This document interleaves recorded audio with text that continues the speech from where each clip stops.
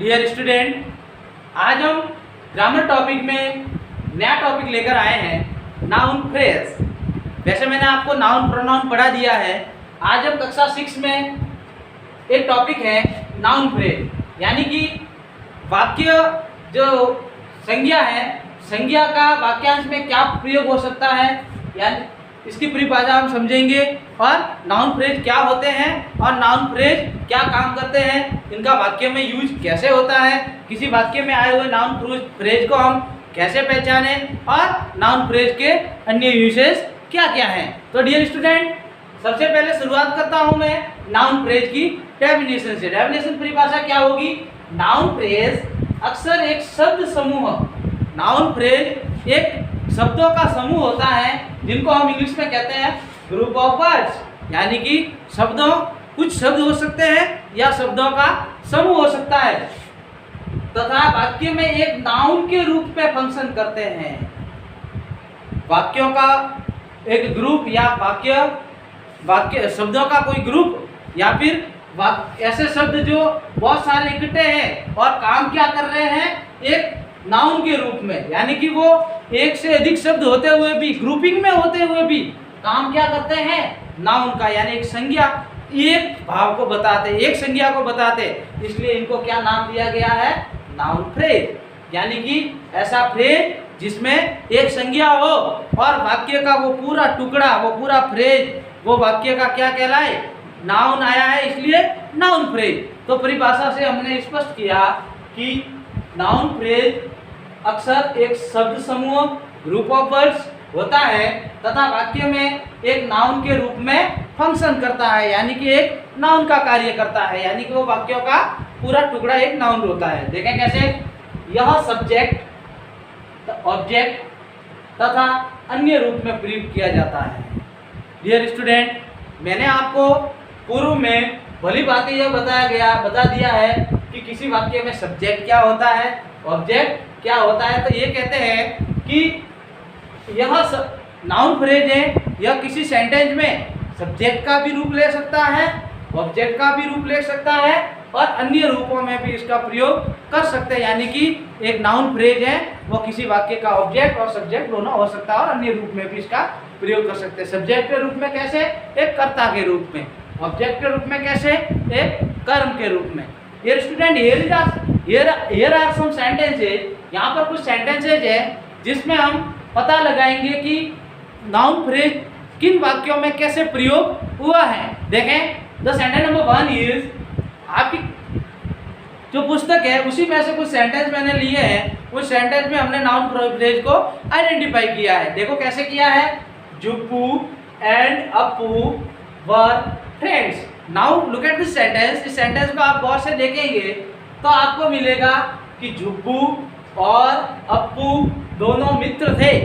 यहाँ पर दो लड़कों की दो की बात हो रही है, दो व्यक्तियों की, चाहे वो इंसान हो या जानवर हो। जुप्पू एंड अप्पू वर फ्रेंड्स। तो डियर स्टूडेंट, यहाँ इस सेंटेंस में हम देखें कि जुप्पू और अप्पू दो जानवरों के नाम हैं और दोनों क्या थे, मित्र। तो यहाँ पर जुप्पू एंड अप्पू दोनों के तुरंत बाद क्या आई है, हेल्पिंग वर्ब, यानी कि वाक्य का इधर वाला जो भाग है वो कुछ नाउन और नाउन के रूप में कुछ अन्य शब्द भी है। तो ये पूरा का पूरा क्या कहलाया, noun phrase. Jubbu and Appu are friends, यानी कि जुब्बू एंड अप्पू नाम का ये वाक्य का जो पूरा टुकड़ा है जिसमें कोई नाउन आया हुआ है, ये क्या फंक्शन कर रहा है, एक पूरा का पूरा एक नाउन के रूप में फंक्शन कर रहा है। क्यों? क्योंकि इसके तुरंत बाद हमने हेल्पिंग वर्ब लगा दी है। इस प्रकार हमें कह सकते हैं कि जुब्बू एंड अप्पू नाम का यह नाउन फ्रेज है। इसी प्रकार नाउन फ्रेज का अन्य देखें, the old women thought to herself. बूढ़ी औरत ने अपने आप में सोचा। अब देखो, कोई बूढ़ी औरत है, वो अपने आप में सोचेगी। तो यहाँ पर देखो सिंपल पास्ट का सेंटेंस है, यहाँ पर कोई हेल्पिंग वर्ब नहीं है। द ओल्ड वुमेन के तुरंत बाद हमने सेकंड फॉर्म बिठा दिए, यानी कि वाक्य यहाँ से लगाकर यहाँ पर तक पूरा एक सब्जेक्ट है, यानी कि द ओल्ड और वुमेन ये नाउन के साथ जुड़े हुए अन्य शब्द हैं। ये as adjective as a determiner दोनों तीनों को मिलाकर हम इसको नाउन के साथ में जुड़ा हुआ है और ये कैसा फंक्शन कर रहा है पूरे सब्जेक्ट के रूप में, तो हम इसको कहेंगे कि यह द ओल्ड वुमेन का वाक्य का ये जो भाग है ये एक नाउन फ्रेज है। क्या है? Noun phrase. इसी प्रकार नाउन फ्रेज में हम आगे बढ़ते हैं। डियर स्टूडेंट देखें sentence number 3, he had solved the mystery. He had solved the mystery. वह रहस्य को हल कर चुका था। वह रहस्य को हल कर चुका था, यानी कि कोई रहस्य होगा उसको उसने सॉल्व कर दिया। तो यहाँ पर सेंटेंस देखें, ही इसका सब्जेक्ट हो गया, हैड इसकी हेल्पिंग वर्ब हो गई, सॉल्व इसकी वर्ब फॉर्म हो गई, तो मिस्ट्री एज ए ऑब्जेक्ट। यहाँ देखो आप वाक्य में सोचने वाली बात है कि यह सब्जेक्ट और ऑब्जेक्ट दोनों रूप में हो सकता है। तो देखो आपने ऊपर वाले वाक्यों में जो नाउन फ्रेज था वो सब्जेक्ट के रूप में आया है, but in this sentence number 3 आप देखेंगे कि द मिस्ट्री यानी कि लास्ट में आया है और किस रूप में आया है? As object. देखो ही हैड सॉल्व्ड, उसने सॉल्व तो किया लेकिन किसको किया? मिस्ट्री को, रहस्य को सॉल्व किया, यानी कि यह नाउन होते हुए भी एक ऑब्जेक्ट के रूप में आया है, इसके साथ में द लगा हुआ है। अतः हम कह सकते हैं कि वाक्य का यह टुकड़ा है वो एक नाउन फ्रेज है। क्या है? Noun phrase. Dear student sentence number 4 भी कुछ इसी तरह का है। देखें Shravan entered the house. Shravan कमरे में घुसा या श्रवण ने कमरे में प्रवेश किया। तो यहाँ पर आप सेंटेंस में देखें श्रवण नाम का सब्जेक्ट है, सेकंड फॉर्म लगी हुई है, कोई हेल्पिंग वर्ब नहीं है, सिंपल पास्ट का सेंटेंस है। श्रवण एंटर्ड द हाउस ऑब्जेक्ट के रूप में आया है। श्रवण कहाँ घुसा है? घर में। तो श्रवण एंटर्ड द हाउस, यहाँ पर जो हाउस वाक्य का जो टुकड़ा है डिटरमिनर आर्टिकल द के साथ में आया हुआ है, इसके नीचे हम अंडरलाइन करके कह सकते हैं कि यह एक नाउन फ्रेज है जो एक ऑब्जेक्ट के रूप में यहाँ पर प्रयुक्त हो रहा है। इसी प्रकार सेंटेंस नंबर 6 देखें, the new hobby was an additional burden, यानी कि किसी की न्यू हॉबी थी वह एक अतिरिक्त अभिशाप बन गई।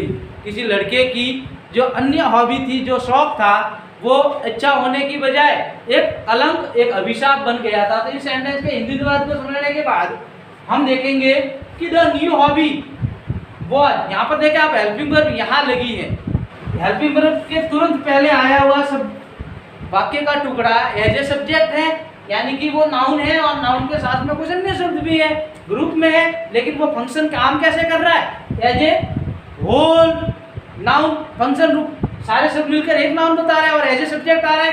तो द न्यू हॉबी वाक्य का जो वाक्यांश है वह हमारा नाउन फ्रेज है। क्या है?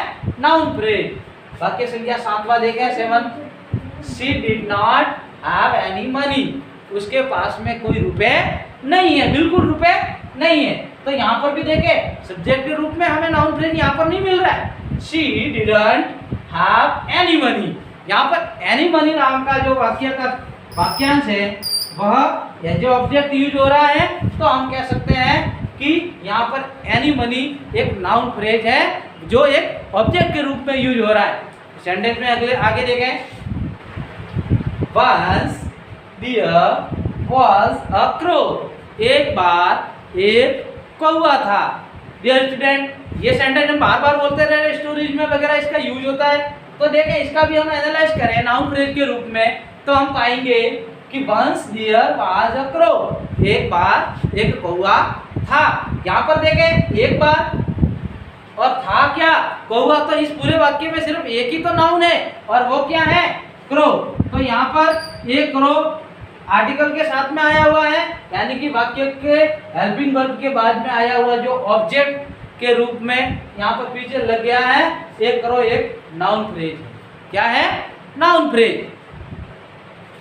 इसी प्रकार सेंटेंस नंबर 9 क्या कहता है? Many people had seen away, बहुत सारे लोग इसे देख चुके थे। यहाँ पर देखो देख चुके थे कौन? Many people. तो पीपल एक नाउन है और इसके साथ में क्या शब्द जुड़ा हुआ है, मैनी, और उसके तुरंत बाद हैड जो एक हेल्पिंग वर्ब लगा हुआ है, यानी कि हेड के इधर वाला भाग एज ए सब्जेक्ट है और प्रोनाउन के साथ कुछ अन्य शब्द भी है। So we can say that many people is a noun phrase, many people is a noun phrase. Now the sentence number 10, the eco village was green. जो इको विलेज था वह हरा था। जो इको विलेज था, लेसन में आया हुआ है, जो इको विलेज था जो बिल्कुल हरा था। तो यहाँ पर देखें हेल्पिंग वर्ब लगी हुई है, ग्रीन एज ए इसकी विशेषता बता रहा है। तो द इको विलेज, विलेज इसका नाउन है, तो विलेज तो है लेकिन कैसा, द इको, यानी कि इसके साथ कुछ अन्य शब्द भी हैं, कुछ एडजेक्टिव है और कुछ डिटरमिनर भी जुड़े हुए हैं। तो वाक्य का ये पूरा का पूरा भाग यहाँ से लगाकर यहाँ तक एक नाउन के रूप में कार्य कर रहा है।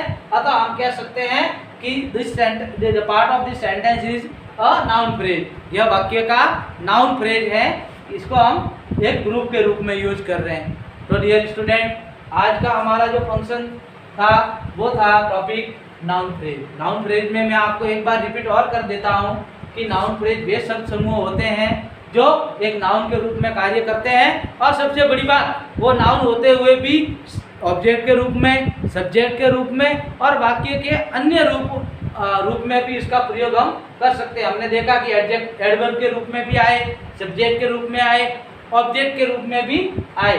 तो आज का हमारा टॉपिक यही खत्म होता है। आप इस प्रकार के जो वाक्य हैं इनको और भी बुक्स में से ढूंढ कर निकालने की कोशिश करें और इन सेंटेंस को आप अपने कॉपी में उतार लें और नीचे अंडरलाइन भी करें। 10 सेंटेंस आपको अपनी किताब में से ढूंढ कर निकालने हैं जिसमें इस प्रकार से नाउन फ्रेज दिए हुए हो। ठीक है डियर स्टूडेंट, आगे हम कल टॉपिक में किसी अन्य ग्रामर के टॉपिक के साथ में उपस्थित होंगे।